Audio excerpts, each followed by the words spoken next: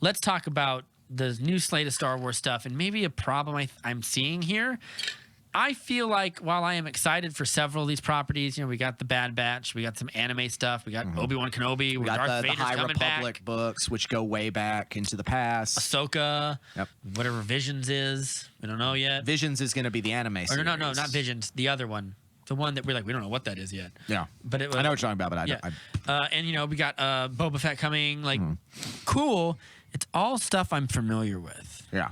Ahsoka, maybe less so, but we have a whole series where she's a character. There's a whole generation of kids that grew up with Clone Wars that she's as relatable to them as Luke Skywalker is to us. Yeah, and I'm just kind of like, Star Wars, I've said it before, Star Wars needs new shit.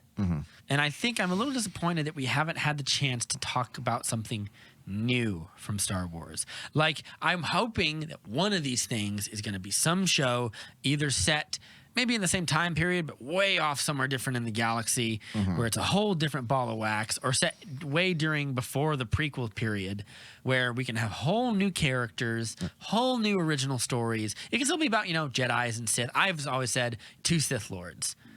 A story about evil and about two Sith, a Sith master finding and training a Sith apprentice, and they're up to evil mysticism. The tragedy of how that's supposed to go. There can only be 2, but the one kills the other, and it's a master. weird, like that would be great. But like just anything new. I'm worried that an Obi-Wan series. I'm excited for it, but I know where it's gonna go. Yeah. I know where it can't go. Unless it can throw some wild stuff at me, like there's not much you can do there. Well, there's certain things we know it's not going to do, because just by the nature of the story. And same thing with Boba Fett. There's probably things we know he's not going to do. He's probably not going to go and hook up with Ahsoka Tano or whatever. But I say hook up. I don't mean hook up like that. Right, but meet up with and be like, join my team for an episode. But like a story where the possibilities are open.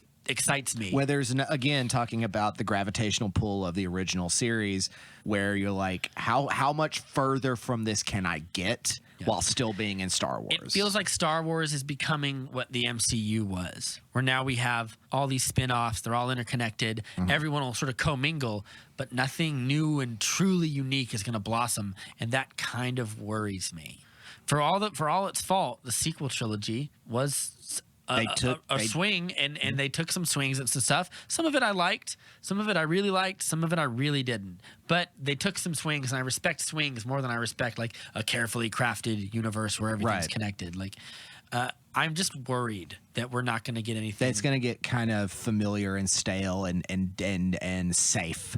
It's gonna get very safe. Yeah, you said it all the best, right? Just right there. Well, it's like I was joking, and I'm not entirely joking, but I'm like, when was the moment where this is something I thought of, and this is like a shower. Star Wars used to be a thing that like happened every few years, and it was the big event of the last 3 years. And we don't get that anymore. And now it's going to be Star Wars is a thing that happens every 6 months, and it's just a piece of it. We digest it's just a piece of it. It's not going to be this big cinematic moment. Yeah, the Snyder Cut is a big cinematic thing that I've been building up to for 4 years. I'm hyped, but I don't want Star Wars to become like the latest Marvel chapter, which I like. It's satisfactory, it's enjoyable, it digests well, but it's like going to your favorite burger joint once a week. It's good, but it never wows you. Right. You go there for the consistency and the satisfaction. But it's not a fine dining. It's not like that one restaurant we get once a year that we go back to when we go on vacation. Yeah, or something you're like not that. Getting that. Do you think, what do you think?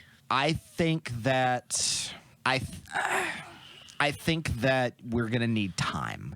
I think we're going to need some time with Star Wars to sort of figure out what they're doing now, because I think they're tipping with the High Republic and things like that.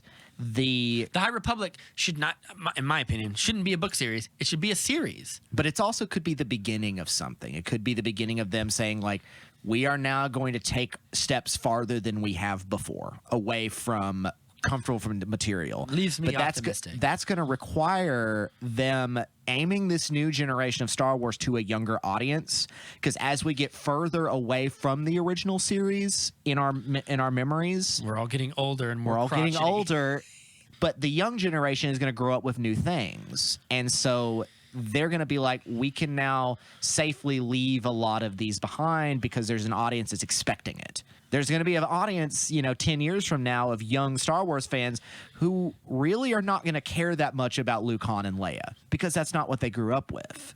They're going to care more about the new sequels, depending on how their exposure to it.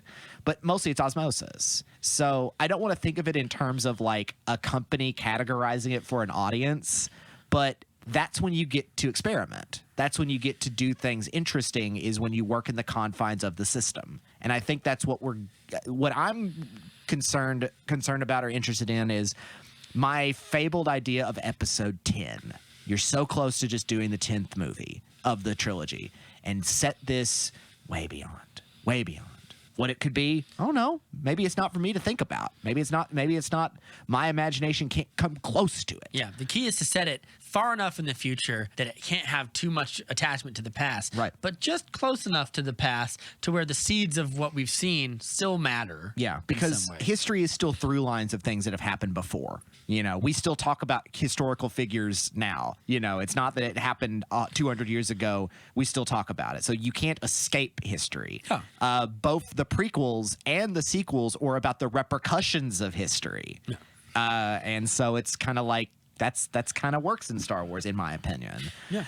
Go back far enough with my Star Trek idea of like, when was the first time someone reached faster than light travel? Like, the first time that was it like on Coruscant, or Coruscant was like Earth now, and then at some point aliens came down, and they had a moment where it's like, aliens? What? And then, a million years later, we now have Coruscant is completely covered as a city because it's the only logical thing, because mankind as in Coruscantians have now extended beyond the galaxy. Now that's getting kind of wild. It's a wild fanfic, but it's... everything starts from something. Yeah. So there had to have been a moment in Star Wars where we were so early on that we were in Star Trek. And now we have gone beyond that to the point where humans are not a thing anymore. You're just humanoids from other planets because settlements were there from a long time ago, and you just commingle with aliens. Yeah. If you explain it too much, you paint yourself into a corner. Yeah. Where but you also create parameters for possibility. Yeah. You undo your mysticism. Yeah. In a way. So I think you got to be careful. Yeah. But I mean, that all you don't have to create the Bible of Star Wars. You don't have to create the Genesis. I don't need to know where everything comes from. No. I don't need to this is that's where another thing midichlorians was this, and I didn't. That's one of the things about Star Wars that's great, is it's not like Star Trek where it is, and I love Star Trek, but it isn't bound by systems of logic. It's a fantasy world. It just happens to be a fantasy world with science fiction elements. So you could just do it that way. Yeah. I agree. I just don't want Star Wars to become a disposable thing that we consume. Me neither. I want it to be a big thing that we experience. Yeah. And my frustration, I couldn't put my foot on it, but at the end of Mondo and coincided with these big announcements, and it left this bitter taste in my mouth of, I was like, and I'm not a Star Wars cynic. I'm not a person who's like, there's too much Star Wars, or, I hate the redirect The Last Jedi. I just am sort of like, I kind of just I let Star Wars just sort of wash over me, and I just sort of let it soak in. And what I like, and what I don't. But yeah, that's the healthiest way to go about it, because you can sit there and daydream about what you want it to be, and that's nice and comfy. But at the end of the time, or at the end of the situation, it is what it is. Yeah, and some daydreams are fine. Yeah. They daydreamed Boba Fett, which should come back. Yeah, and it happened. And I think works. It's mostly all right. One of the best ways to do it. Yeah, it worked better than Luke's return, and so Luke never disappeared really, but I think it worked better than that in a lot of ways. Darth Maul came back for Solo. I thought it was the best part of the movie. Not the best part. Come back in the Clone Wars is a completely different character as this master criminal. Yeah, and I'm like, I want to see what the end of Solo was going to be. Mm-hmm. That should be a Disney Plus series. Yeah, as a crime lord. Miller. It should be. They cross it over with Boba Fett. There you go. Make their two rival syndicates, and they go to war with each other, kind of thing. A Godfather style, Mr. Palazzo or whatever. They go to war with each other. That'd be great. That'd be fun. Yeah, that's a possibility. Yeah, it's a possibility. It's something I wouldn't expect. Right. But I just don't want it to become. Because I love playing with genre in Star Wars. Yeah. Because it's an open slate. You can do a Western. You just saw it. You have one guy who's just a gun for hire, and you have the other guy who is like a dark mystic. Yeah. who is beholden to a higher power. He thinks. I don't know if he does anymore. I don't know anything enough about Darth Maul anymore. But you can do whatever you want. But at the end of Solo, he's like a lunatic. He's just laughing, and he summons his lightsaber and lights it to nobody. He's in a hologram. Yeah. But he's like, check it out. He's like, I didn't bring it out for air. You and me will be working together very closely.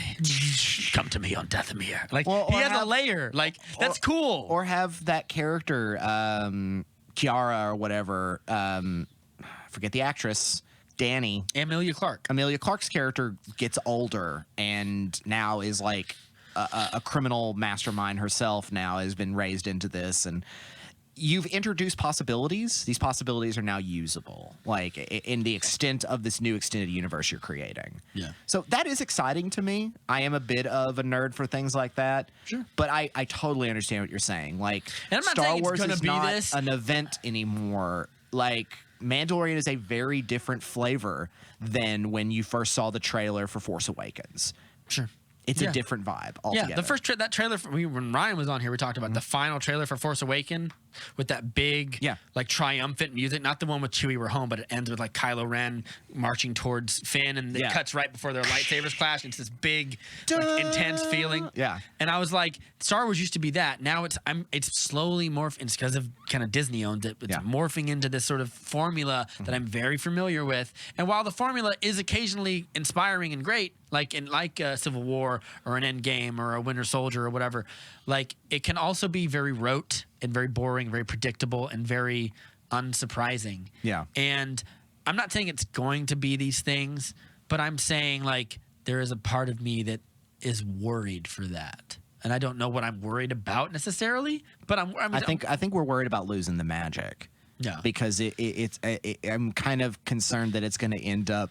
It's just going to end up being something that exists in a world where we no longer have primetime TV, but we'll always have every Friday a new part of the Star Wars lore is going to drop, and everyone can get around and talk about it. And maybe that's where Star Wars needs to be right now. I mean, maybe that's the opposite, because now that we're on streaming, like, we have this influx of content constantly being hurled at us, and maybe that's not good. And some for Star things Wars. stick and some things don't. Yeah. But Star Wars is safe in that world. It'll always be profitable. People will always watch it. But if it's a thing that's now constantly barraged at you, like Clone Wars was always there. We always had seasons of Clone Wars and stuff. Right. But now we have, like, so many projects. We have Rogue Squadron and Ahsoka and Boba Fett and Mandalorian and Obi-Wan and Visions and whatever the other one is, the one that sounded vaguely mystical, but I can't remember what it was called. But you're right, yeah. Or Cassian Andor or whatever. Like, all these series are coming at us very quickly. There's probably going to be more movies at some point. Like, and the news cycle doesn't help, because anytime, like, and I know, believe me, I know, because I read every Zack Snyder story, and the algorithm throws them all at me, and I see them at least every week. I get a new. It's exhausting. And if Star Wars is like that too, we're never surprised, because we follow every production. We know who's on set. We know every actor is going to be there. Yeah, we know. Yeah. They can't hide anything from us. Like, and that also is a problem. Yeah. And I'm worried that Star Wars, as much as I love it dearly, is not up to the task of what we've just put in front of it. And we're going to find ourselves 10 years down the road, people are going to be writing articles called Star Wars being prolific and being so, what's the word? Mass, it reaches out everywhere. So incredibly exposed, saturated. Yeah. Star Wars being so saturated was the worst thing that happened to it. I can see people writing articles like this in 10 years. And who knows what Star Wars is going to look like 10 years And look, I'm cautiously optimistic, because I did like The Mandalorian. Yeah. Like, this has been great. But I would be But it could be the beginning of how they're going to want to reframe Star Wars from now on. They're like, no more big motion pictures. And that feels very ominous. Ominous, yes, for a movie or a story that started with a very close, intimate story. troubled production, that the little production that could, Yes. into one of the finest And the purpose of science fiction films of all time. Yeah, and that purpose of that story was to create mythology for people, to let people have a unifying mythology, especially for children. And it Because worked. There are like Jungian themes in that movie. I'm not trying to get too deep into it, but Right. there's Jungian themes in that movie that appeal to everyone who has a beating heart because they're psychologically primed into It's us. literally the hero arc, you know. it's Joseph Campbell's. It's Joseph Campbell. It's the hero of a thousand faces. Yeah. He hits all the notes, and it's like playing a chord in a song. It's like, yeah, I've heard this before, but this is why pop exists, because sometimes you hear that chord and you're like, that works. Yeah. You know, Anyway, I'm probably going to clip this into its own little thing so we don't. the future of Star Wars. I think that's a pretty good idea. But yeah, I'm so cautiously excited. I don't want anyone who's listening to this who's really excited about Star Wars to be like, "Oh, Rob's such a bummer." Like I'm not a bummer, And I wouldn't say you are either. I'm 'cause still we excited. Enjoyed this. I've enjoyed a lot, and I'm excited for things to come.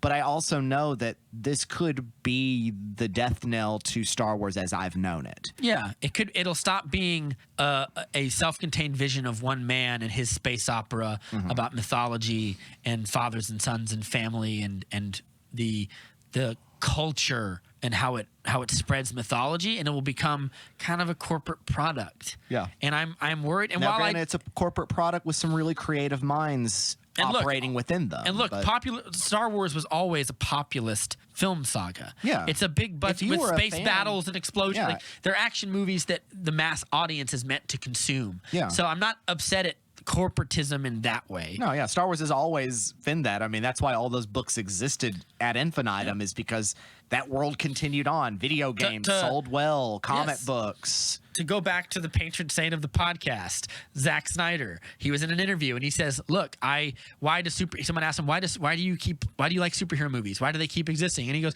"I think it's myth. I think we love myth, and there's something in there that we latch onto, and they tell us something about ourselves, and they speak to us, in our hearts or whatever, something like that." Yeah. And he goes, I There's also a purity to it. Yeah, and he goes, "I make big populist films, but I try to make them feel intimate and like one person's point of view." Yeah. And I that's kind of That's how why I I saw like Star Wars. genre films. I like genre films that are interesting, because if they're done in an interesting way, you reveal something about them that's deeper than their